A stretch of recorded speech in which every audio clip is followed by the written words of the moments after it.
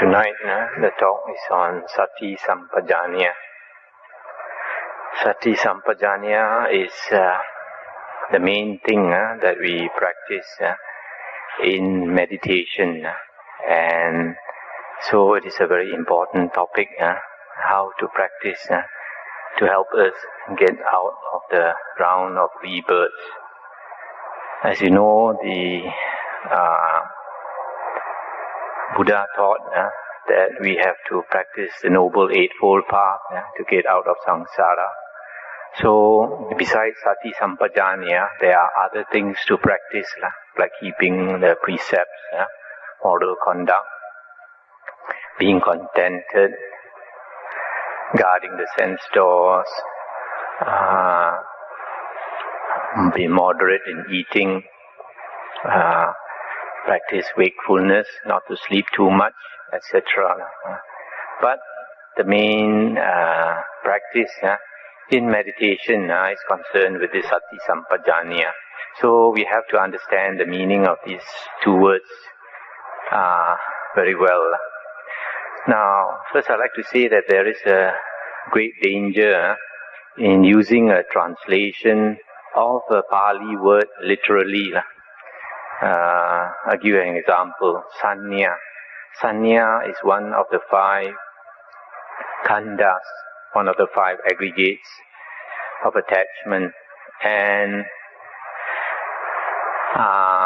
in Chinese, Sanya, in this Wu Yin, 5 aggregates, the Sanya is translated as Xiang, which is thinking. And then, many years ago, when I started learning the Dhamma, and there were translations, English translations of Buddhist books, of Theravada Buddhist books were just coming out, they used to translate it as labeling. And then nowadays they translate it as perception. So, if you take a word, a translation literally, then you'll be confused. Which word should I take? Is it thinking, or is it labeling, or is it perception? So to understand the meaning of Sanya, you have to go into the suttas to see how the Buddha defined Sanya, or how he used it to understand the meaning. And then from there we find that the word Sanya actually he did not give a real definition for the word Sanya, but he gave instances of how it's used. For example, you see this, your perception of this cloth is that it is yellow. Your perception of this thing is black, etc., or red, or yellow, or green, etc. Now somebody else might be colorblind, and his perception of a particular color may be different from yours. So that's one thing. The other thing, the Buddha said, perception is formed by habit. For example, a man sees a woman's body as attractive, or a woman sees a man's body as attractive. But this perception can be changed. Buddha said, if we practice the 32 parts of the body contemplation, then we'll be able to see, when we look at the body, not only surface deep, skin deep, but we see the inside of the body. If we contemplate the 32 parts of the body, then when we look at the body, we will see head hair, body hair, nails, teeth, skin, flesh, sinews, bones, bone, marrow, kidney, heart, liver, midriff, spleen, lung, etc. So you see the body in its more Hokkien or say kasit, see it more clearly, not just superficially.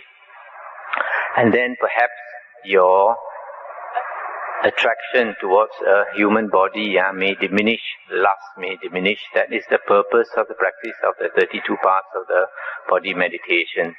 So from here you can see that this perception can be changed. So you understand better the meaning of perception. It's like a conception, an idea you have or something. For example, you think somebody is a very nice person. Somebody else may not have the same perception. Somebody else may think that person is a very repulsive person. So that's the meaning of sanya. So the same with sati. Nowadays people translate it as mindfulness. And people think that because sati means mindfulness, they have to practice general awareness of everything that's happening around them. And so much so that I have even heard a monk telling a lay person that he doesn't have to sit down to meditate. If he's just mindful of everything around him, he is practicing meditation. But that is not what the Buddha said, because, for example, animals are very mindful. If you observe, for example, a monkey is extremely mindful because the monkey has to walk on the branches, and if he steps on a dead branch, he will fall to his death. So every step he takes on the trees, he is extremely mindful of the type of wood that he steps on, and he's also very mindful of the sounds around him. Any sound comes, he is aware to see whether it's a sign of danger or not. So the same with other animals, like the birds. You see the bird come down on the ground to look for food, pecking away at food. Every now and then it's looking around to see, to hear whether there's any danger. So animals are very mindful, but they don't have wisdom. So that is not the practice of sati. Fortunately, in the suttas, there are about 9 suttas that give the definition of sati. And the definition of sati that is given is that sati means remembering what was said and done a long time ago. Remembers what was said and done a long time ago. So, the meaning here is recollection, the quality of remembering. Quality of remembering, that is the definition of sati given by the Buddha. And this word sati, if you check the Pali English dictionary, it comes from a word that is spelled S-M-R-T-I, smrti or something, which means to remember. So sati has everything to do with remembering, not mindfulness or awareness. And if you look at, for example, the Satipatthana Sutta, then you find, what is it we are trying to remember? We have to remember to contemplate body, feelings, mind and Dhamma. Body, feelings, mind and Dhamma. This is the object of sati. And not to contemplate other things. If we contemplate other things, then we are concerned with worldly things. And then we might be very good in the world, very successful in the world. For example, if you contemplate, for example, the stock market, or you contemplate somebody's reaction, somebody's body language, etc., you might be a very successful person in the world, but you are not practicing Dhamma. So, the first thing about sati is to remember, to contemplate body, feelings, mind and Dhamma. Why is it we have to practice, to remember, to contemplate these 4 things? Because it helps us to end suffering. What is the cause of suffering? Basically, the cause of we suffer because we have a self, a notion of an ego, a self. And this ego or self is tied up with the 5 khandhas. The Buddha said 5 things we take to be the self. Body, feelings, perception, volition and consciousness. Whenever we refer to ourselves, whether in the past or present or future, it is always with respect to body, feelings, perception, volition and consciousness. But the Buddha said, This idea of a self is something that is permanent, something that is lasting. And we have to see that these 5 things, body, feeling, perception, volition and consciousness, is impermanent. That it is nothing stable about it. That it comes about through conditions, causes and conditions. It arises and it passes away. So if we can contemplate these 5 khandhas, that will help us end our suffering. And these 5 khandhas is basically body and mind. So here, the 4 objects of Satipatthana is body or Sati, is body, feelings, mind and Dhamma. Body is one thing. Feelings, mind can be grouped together with volition, etc., perception, etc., as mind, the working of mind. Dhamma is the teaching of the Buddha. Teaching of the Buddha. So, the Buddha is trying to tell us to put our attention on the body, mind and the Dhamma, basically. Not on worldly things. If you put your attention on worldly things, you caught up with the stream of life and you forget about the Dhamma. You're not practicing Dhamma. So in order to make us understand, the Buddha gave a parable of a tortoise and a jackal. Buddha said one day a tortoise was walking along the banks of a river and he was looking for food, and in the distance he saw a jackal. Jackal is something like a kind of dog, a kind of wolf or something. And then jackal was also looking for food. So the tortoise, of course, was afraid that this jackal might eat this tortoise. So to protect itself, it withdrew its 4 limbs into its shell and the head also into its shell. So it lay very still. So the jackal came up to this tortoise and he thought to himself, if this tortoise, if one of the limbs comes out or the head comes out, I'm going to seize it and pull it out of the shell and eat it alive. So he waited 1 hour, 2 hours, 3 hours, and he knew that this tortoise was not going to come out. He got tired of waiting and he walked away. So the Buddha said, in the same way, Mara, Satan, is waiting for us at the 5 sense doors.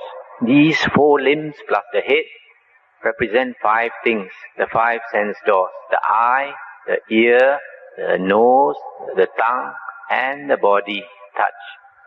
And these, what the Buddha is saying is that if we go and pay attention to sights that the eye wants to see, to sounds that the ear wants to hear, to smells, to taste, to touch, and Mara will seize us and catch us like the jackal waiting for the tortoise. So the Buddha said, don't pay attention to the 5 sense doors. Put your attention on the body, mind and Dhamma. So from there you can see. The other thing the Buddha said, another practice related to Sati Sampajanna is Indriya Samvara. Indriya Samvara is sense restraint. The Buddha said not to grasp or pay attention to the characteristics or details of sights, sounds, smells, taste, touch and thoughts. So don't be concerned with the details of sight, sound, smell, taste, these 6 sense doors, including thoughts, even thoughts. We don't actually pay attention to the contents of the thought. So this is the first thing we have to remember.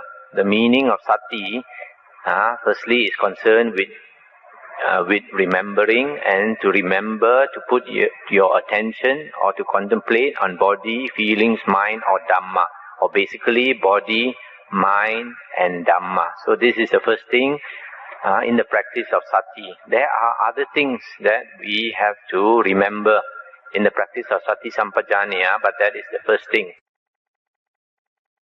Now, what is the Sampajanna, the meaning of Sampajanna? The actual meaning of Sampajanna is not defined in the suttas, but the Buddha explained the use of Sampajanna in the Majjhima Nikaya Sutta number 10, Satipatthana Sutta, the Buddha said, practice of Sampajanna is, for example, when you are walking, you know you are walking. When you are sitting, you know you are sitting. When you are standing, you know you are standing. When you are sleeping, you know you are sleeping. When you are eating, you know you are eating. When you are drinking, when you are going to the bathroom, when you are doing any action, any bodily action, you are aware. Changing your clothes, etc. In other words, you are aware or mindful of your bodily actions. That is how you use Sampajanna. Another way you practice Sampajanna, given in Anguttara Nikaya 8.9, is the Buddha said, recognize feelings arise, recognize they endure, recognize they set, recognize perceptions arise, recognize they endure, recognize they set, recognize thoughts arise, recognize they endure, recognize they set. So in other words, you have to be aware of your feelings, perceptions and thoughts as they arise, they endure and they pass away. So in other words, this practice of Sampajanna is being aware of your bodily actions, being aware of your mental actions. That's how you practice Sampajanna. So the meaning of Sampajanna is awareness or mindfulness, and that is concerned with your body and your bodily actions and your mental actions. So you can see Sati Sampajanna works together. Sati is to remember, to put your attention on body, mind and the Dhamma. And Sampajanna is putting it into focus, being aware of the body, mind and Dhamma. You can include that. Now let us consider a normal person in a normal waking state. When you are in the normal waking state, you go about life daily. You are generally aware of what you are doing. Especially if what you are doing is a routine chore. For example, washing clothes, sweeping the floor, which you do every day. When you do this type of routine chore, there is minimal awareness or mindfulness. Why? Because it is so routine, you're so used to it. You don't have to put effort to do it. It becomes like automatic. And your awareness or mindfulness is just enough to deal with unexpected circumstances. Should they occur? For example, you're sweeping, and then suddenly you notice a broken glass on the floor. Then your mindfulness is enough to catch that as a danger, so you don't step on it. Otherwise, if there's no such danger, you just sweep as though it's automatic. But when you have to do a more difficult work, then you have to have more mindfulness. For example, you are working on the computer, and different things come out on the computer screen. You have to have more mindfulness or awareness. In other words, more concentration applied on what you are doing. So, that is the normal daily life of an ordinary person. You see here that person is aware, that a person is mindful of what is happening around him. But he does not have sati. He does not have sati because he does not remember to put his mindfulness or attention on body, feelings and the Dhamma. His mindfulness is all over the place, but not directed on where it should be, body, mind and the Dhamma. In other words, he is not practicing the Dhamma to end suffering. So, to make us understand the working of an ordinary mind, the Buddha gave a parable of a hunter and 6 animals. The Buddha said, suppose a hunter caught 6 animals and he tied these 6 animals with 6 ropes. What are these 6 animals? The first one is an eagle. The second one is a monkey. Third one is a snake. Fourth is a crocodile. fifth is a dog, sixth is a hyena. So having tied these 6 animals, he took these 6 ropes and he tied these 6 ropes into a knot and he let the animals go. So what happens? The eagle wants to fly into the air. The monkey wants to climb up the tree. The snake wants to find a hole to hide. The crocodile wants to go into the river. The dog wants to go into town to look for food. The hyena wants to go up the hill, its natural home. So these 6 animals are pulling in 6 different directions. And the Buddha said, whichever one is strongest, he will pull, the others have to follow him. But he's pulling 5 animals, so after some time he gets tired. So when he gets tired, some other animal is stronger, he will pull, and the other 5 have to follow him. So the 6 animals are moving in 6 different directions. So the Buddha said it is the same with our 6 sense doors. Our 6 sense doors, we have 6 sense objects. The sights or forms are pulling your attention, want you to see. Sounds are pulling your attention, want you to hear. Smells want you to smell. Taste, touch and thoughts. So the mind is running out through the 6 sense doors all the time. Whichever one is strongest will pull your attention. For example, now you are trying to listen to the Dhamma. So you are listening. But suddenly if a car goes by and somebody sounds the horn, bon, so loud, suddenly your attention will be pulled there. And then later, after as you are listening to the Dhamma, maybe a mosquito bites you and you feel the pain. Suddenly your attention will go there again. So your mind is running out through the 6 sense doors in 6 different directions. And this parable of the hunter and the 6 animals makes us understand the working of a normal mind. So it's not that the mind is not mindful. The mind is not aware. It is aware and mindful, but the mindfulness is running all over the place. It is an uncontrolled mind, an undeveloped mind.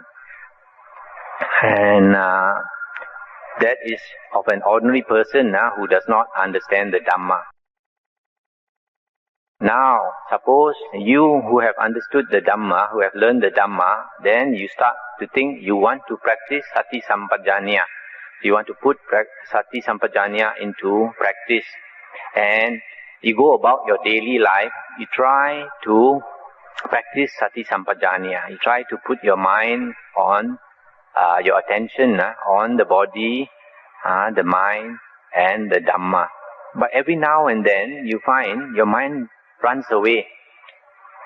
You find it so difficult to practice this in your daily life because first you have to go about with your work.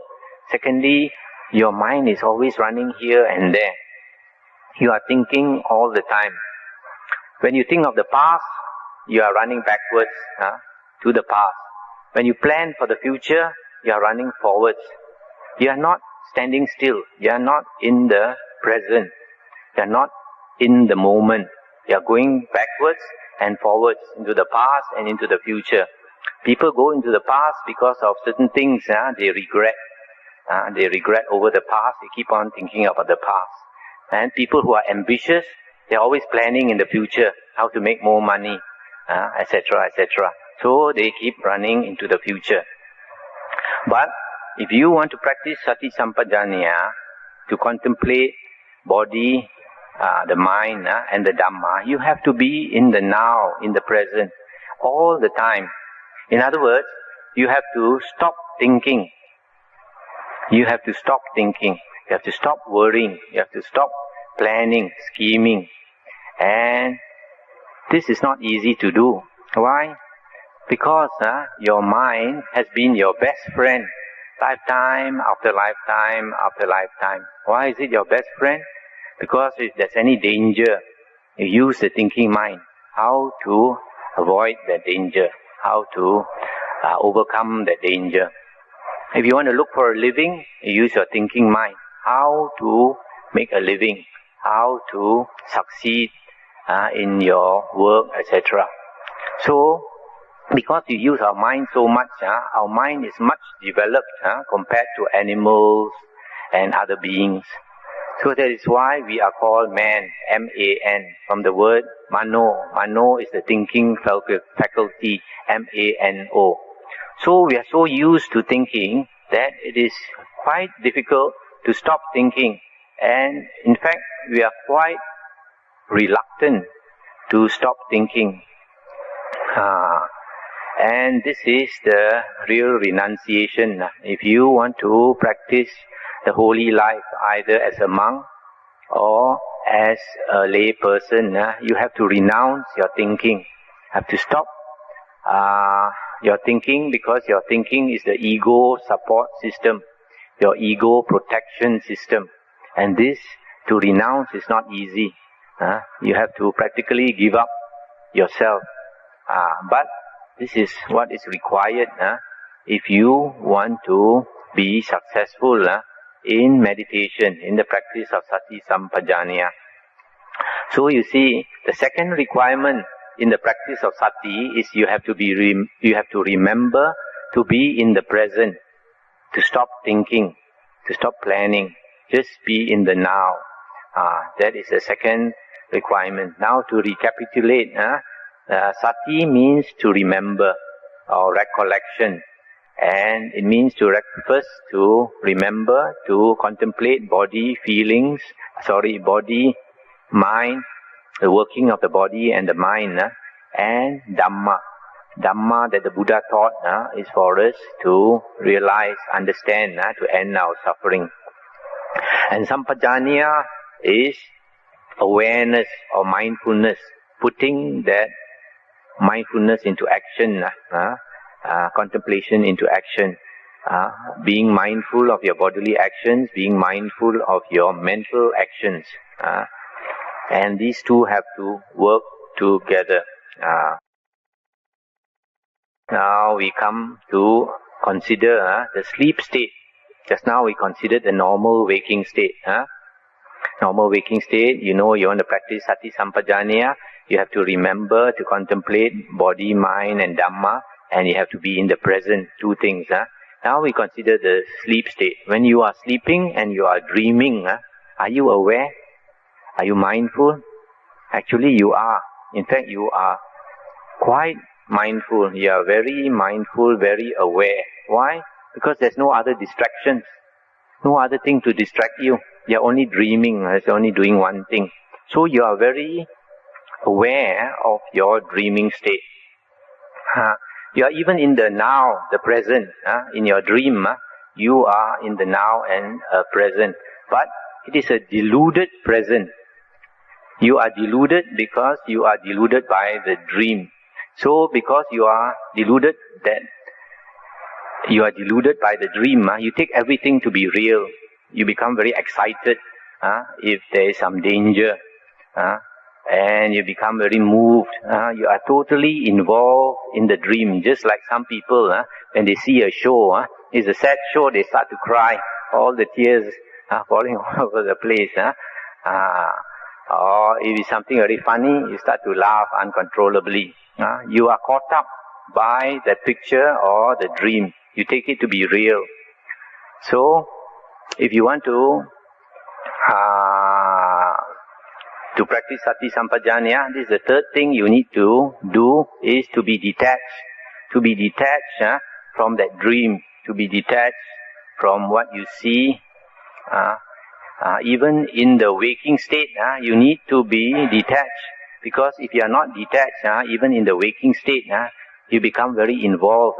Everything that happens, you get heated up, you get emotionally disturbed, etc. But if you are detached, then you see things objectively, and you don't suffer so much. So this is the third ingredient of Sati. You have to remember to be detached. So these are the three things in the practice of Sati. You have to contemplate body, mind and the Dhamma is the first thing. Secondly, you have to remember to be in the present. No daydreaming. Always be in the present to see things clearly. The third one, you have to be detached from everything to be objective. Now, to be detached is not so easy. So, in the suttas, the Buddha gave a very good formula. It's because a lot of people, they don't study the suttas, they don't know that the Buddha gave all this practice in the suttas. It's all found there, except that people don't study the suttas, they don't know. What is the formula the Buddha gave? The Buddha said, always remember to see, when you practice Sati Sampajanna, this body, this mind, and all bodies and all minds as, this is not mine, this is not I, this is not myself. This is not mine, this is not I, this is not myself. So, if you are able to do that as often as you can, and if you perfect it even in a dream, if you are dreaming, then you're aware, this is not I, or this is not mine, this is not I, this is not myself, then you become detached. In fact, some people, sometimes, if their mind a bit developed, due to good karma in the past, maybe meditated in the past life, some people, when they are dreaming, they are able to realize that actually they are dreaming. Even though they know that something is happening in their dream, they realize that this is a dream. So that is the way to be detached, to remember this is not mine, this is not I, this is not myself.